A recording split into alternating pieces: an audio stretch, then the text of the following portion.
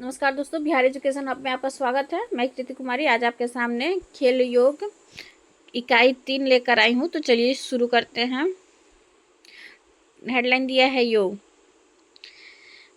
आज दोस्तों योग दिवस है, तो योग दिवस पे योग के बारे में पढ़ेंगे। चलिए, इकाई का परिचय।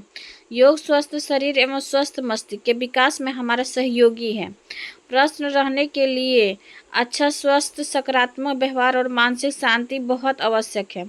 इन गुणों को अपनाने हेतु निरंतर व्यायाम, पोषक तत्वों वाला भोजन, सकारात्मक सोच, विनम्र व्यवहार एवं स्वयं को स्वच्छ रखने की आदत होना आवश्यक है।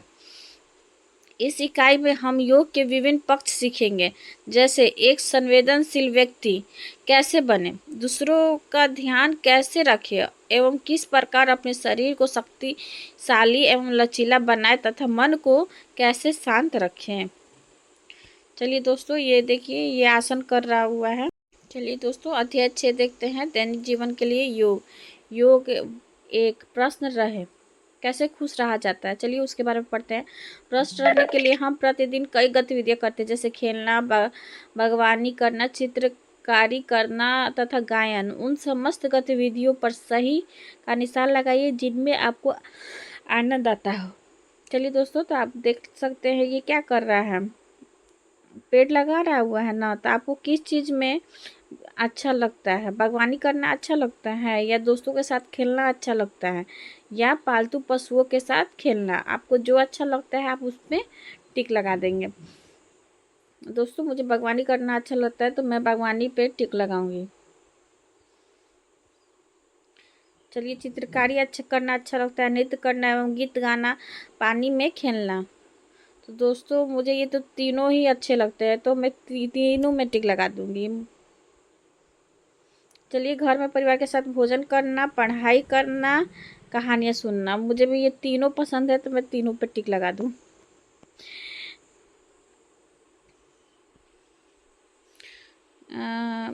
पहले, क्या आप कोई अन्य गतिविधि करना पसंद करते हैं? यदि हाँ तो नीचे लिखिए। अगर इसके अलावा भी कुछ और भी आपको अच्छा लगता हो तो आप वो लिख सकते हैं। आपने अपने प्रसन्नता के क्षणों को कक्षा में अपने मित्रों के साथ साझा कीजिए। जैसे आप किस चीज़ से खुश होती हैं, आप शिक्षक हैं या शिक्षक हैं, तो आप किस चीज़ से प्रसन्न होती है वो आप बच्चों को बताएंगे। उससे रिलेटेड कि बच्चे वो भी अपने प्रसन्नता के बारे में बताएंगे आपको कि हाँ मैम, हमको क्या अच्छा लगता है, क्या करना अच्छा लगता है। स्वस्थ रहे। आपके अनुसार शक्तिशाली और स्वस्थ बने रहने के लिए किन गतिविधियों की आवश्यकता है, जिन्हें चिन्हित सही कीजिए। देखिए, शक्तिशाली बनने के लिए घर पर बना पोषण भोजन करना जरूरी है, प्रतिदिन व्यायाम करना भी जरूरी है और स्वच्छता का अभ्यास करना जरूरी है। खेल खेलना भी जरूरी है और साइकिल चलाना भी। साइकिल चलाने से एक्सरसाइज ही होता है एक तरह से। चलिए, अच्छी नींद लेना, बगीचे या पार्क में खेलना, तैरना। ये क्या है? चलिए, पहला क्वेश्चन, जोड़े बनाकर निम्नलिखित गतिविधियों के महत्व पर चर्चा कीजिए। में बोल रहे व्यायाम करने के बाद आपको कैसा लगता है? तो व्यायाम करने के बाद हमें अच्छा लगता है, ताज़ा महसूस करते हैं। हमें बोला प्रतिदिन आप मैदान में कितने घंटे खेलते हैं? तो 1 घंटे खेलते हैं। आप प्रतिदिन कितने घंटे सोते हैं? तो मिनिमम दोस्तों 6 घंटे सोना अनिवार्य होता है। दो, आपको कैसा भोजन पसंद है? तो हमें शाकाहारी भोजन पसंद है। उसके अलावा आपको रसगुल्ला पसंद है या कुछ और पसंद है तो वो आप लिख लीजिए। विनम्र बने रहें। जैसे शांत कैसे बना रहा जाता है उसके बारे में दिया गया है। हम सबके साथ विनम्र रहकर उन्हें प्रश्न कर सकते हैं। आदर भाव करते हैं एक दूसरे का, विनम्र से बात करते हैं। निम्नलिखित चित्रों को बारीकी से देखिए और इनमें से जो कार्य आप करते हैं उन्हें चिन्हित कीजिए।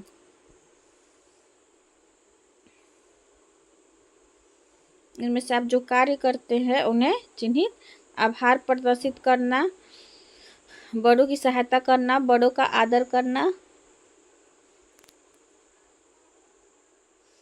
गृह कार्य में सहयोग करना, आसपास के वातावरण को स्वच्छ करना और समय पर कार्य पूरा करना। आप जो करते हैं उस पर आप टिक लगा देंगे। भाई बहनों की देखभाल करना, वस्तुओं को आपस में बांटना, मित्रता का भाव रखना, पशु पक्षियों को भोजन खिलाना। चलिए दोस्तों, छोटे समूह में अपने मित्रों से चर्चा कीजिए। चलिए, मित्र से चर्चा करना है। अपने मित्रों संग लड़ते समय आपको कैसा लगता है? तो किसी को अच्छा लगता है जी अपने मित्रों के साथ लड़ना? नहीं, तो मित्रों के साथ लड़ना अच्छा नहीं लगता है। यदि आपका मित्र गिर जाता है और चोट लग जाता है, तब आप क्या करते हैं? तो हम अपने मित्र की सहायता करते हैं। आप किसी वृद्ध को भारी सामान उठाकर ले जाते हुए देखते हैं तो आप क्या करते हैं? तो उनकी मदद करते हैं। जब आपको कोई धन्यवाद कहे तब आप कैसा अनुभव करते हैं? अच्छा अनुभव करते हैं। तो ना प्रश्न बोल रहा, अपने मित्रों एवं दूसरों से आप अपने प्रति किस प्रकार का व्यवहार चाहते हैं? कक्षा में अपने विचार साझा कीजिए। हम अपने मित्रों एवं दूसरों से अपने प्रति विनम्र का व्यवहार चाहते हैं, यही ना चाहते हैं जी। प्रत्येक व्यक्ति अपने जीवन में प्रसन्न रहना चाहता है। अब तो आप समझ ही गए हैं कि किन कार्यकलापों से आप स्वस्थ एवं प्रसन्न रह सकते हैं। शिक्षकों के लिए निर्देश दिया गया है, अपने विद्यार्थियों को प्रोत्साहित कीजिए कि सदैव प्रसन्न, स्वस्थ और विनम्र बने रहने के अपने अनुभवों को साझा करें। चलिए दोस्तों, ये देखिए, ये योग कर रहा है, इसको कहते हैं अष्टांग योग। प्यारे बच्चों, क्या आप उस अद्भुत तरीकों को जानते हैं जिससे हम प्रसन्न, स्वस्थ रहते हैं और अच्छे व्यक्ति बन जाते हैं? उसे योग कहते हैं। योग के 8 चरण होते हैं, इसलिए इसे अष्टांग योग कहा जाता है। यदि हम अपने जीवन में प्रतिदिन योग की इन 8 क्रियाओं को करते हैं तो अपने जीवन को आनंदमय बना सकते हैं। इस चित्र में दिए गए 8 नामों को याद करने का प्रयास कीजिए। आगामी कक्षाओं में इन 8 को और अधिक विस्तार पूर्वक समझने का प्रयास करेंगे। आइए हम योग की यात्रा यम और नियम से आरंभ करते हैं, जो अष्टांग योग के प्रथम 2 अंग है। देखिए दोस्तों, ये 8, पहला में क्या है? यम, सामाजिक अनुशासन। दूसरा नियम, निजी अनुशासन। तीसरा आसन। चौथा प्राणायाम। पांचवा प्रत्याहार। छठा धारणा। सातवां ध्यान और 8वां समाधि। चलिए योग 2 में देखते हैं सद्व्यवहार। यम अर्थात मित्रता के नियम, जैसे कि अपने खिलौने सबके साथ बांटना, सबके साथ विनम्र रहना, अर्थात सद्व्यवहार करते हुए उदार रहना, अहिंसा, सत्य, अस्थायी, चोरी का भाव ना होना, ब्रह्मचार्य एवं अपरिग्रह, संग्रह का भाव ना होना, ये 5 यम हैं। हम प्रत्येक कक्षा में एक यम का अध्ययन करेंगे। कक्षा 3 में हम अहिंसा के विषय में पढ़ेंगे। अहिंसा का अर्थ है हम अपने मन, कथन एवं शरीर से किसी को चोट ना पहुंचाए अथवा अपने चिंतन से किसी को हानि ना पहुंचाए, यानी हमें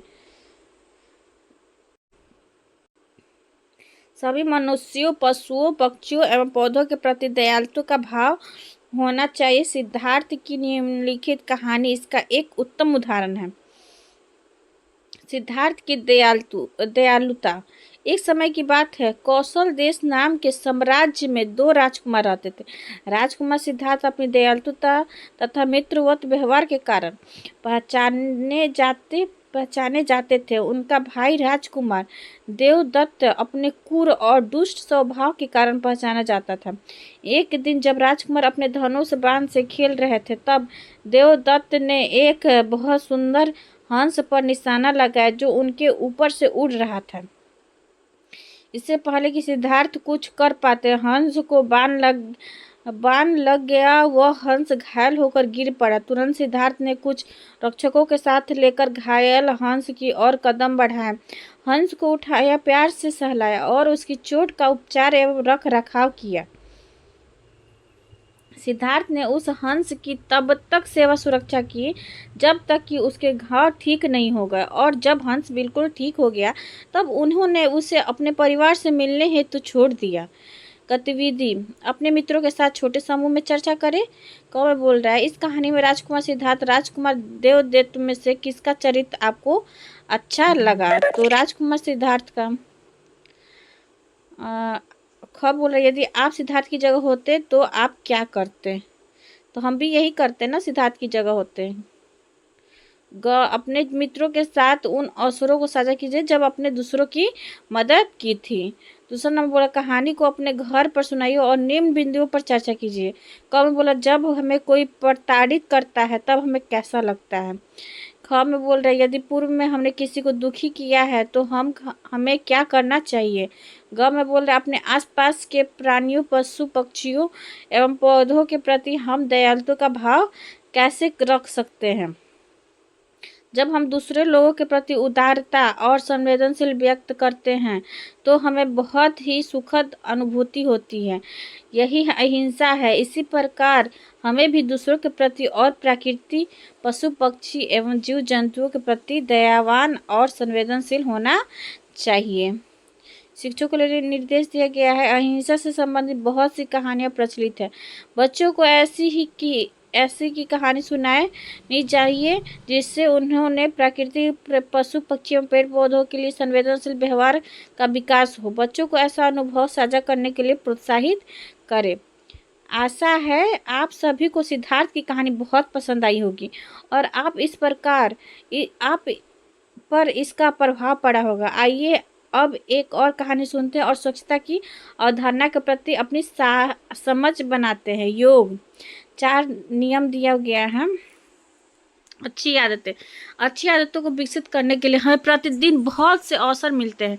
नियम हमारी दिन प्रतिदिन की गतिविधियां होती है, जैसे दांतों को मांजना, घर के काम करना, प्रतिदिन प्रार्थना करना आदि। अष्टांग योग में कुल 5 प्रकार के नियम बताए गए हैं, जो कि शौच, संतोष, तप, स्व अध्यय एवं ईश्वर प्राणिधान है।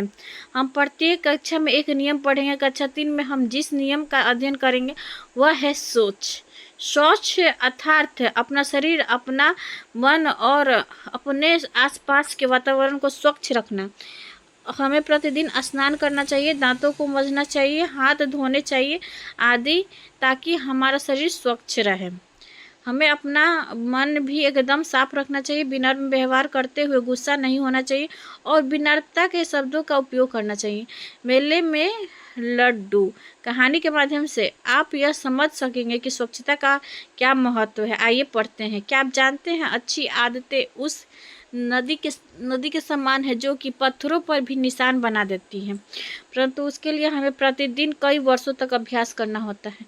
एक बार अच्छी आदत विकसित हो जाती है फिर वह जीवन भर हमारे साथ रहती है।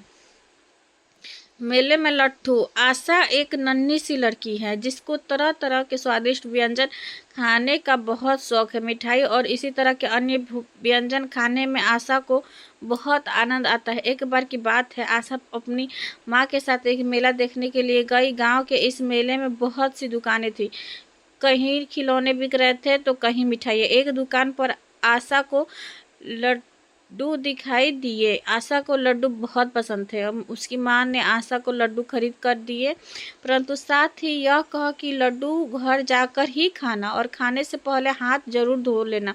परंतु लड्डू का डिब्बा हाथ में आते ही आशा के मुंह में पानी भर आया। वह स्वयं को रोक न सकी। जब उसकी माता अपनी सखी से बातें करने में व्यस्त थी, उसने झपट कर एक लड्डू खा लिया। शिक्षकों के लिए निर्देश। स्वच्छ एवं साफ सफाई एवं अन्य कहानियां विद्यार्थियों को सुनाते हुए अपने घर, विद्यालय आदि स्थानों पर साफ सफाई एवं स्वच्छता रखने हेतु बच्चों को क्या करना चाहिए, इस पर विशेष ध्यान दें। अगले दिन सुबह आशा सोकर उठी तो जोर जोर से रोने लगी। जानते हैं क्यों? उसके पेट में बहुत तेज दर्द हो रहा था। आशा की माताजी ने उसे चिकित्सक को दिखाया और चिकित्सक ने कहा कि कीटाणुओं के कारण आशा को इतना तेज दर्द हो रहा है। आशा को दवाई दी गई। साथ ही माँ ने एक सलाह दी कि कुछ भी खाने से पहले अपने हाथे अवश्य धोए। गतिविधि निम्न वाक्य में से चिन्हित कर बताइए कि आप किन अवसरों पर हाथ धोते हैं। भोजन करने से पहले और बाद में इस पे टिक लगाएंगे। मिट्टी में खेलने के बाद टिक लगाएंगे। शौच से आने के बाद टिक लगाएंगे। इसमें भी पैर छूने के बाद। अपनी पुस्तक में एक कागज पर अपनी हथेली फैलाकर उसका चित्र बनाएं और उसके बीच में किनारा लिखे। उसके बीच में नारा लिखिए, स्वच्छ हाथ सुरक्षित हाथ।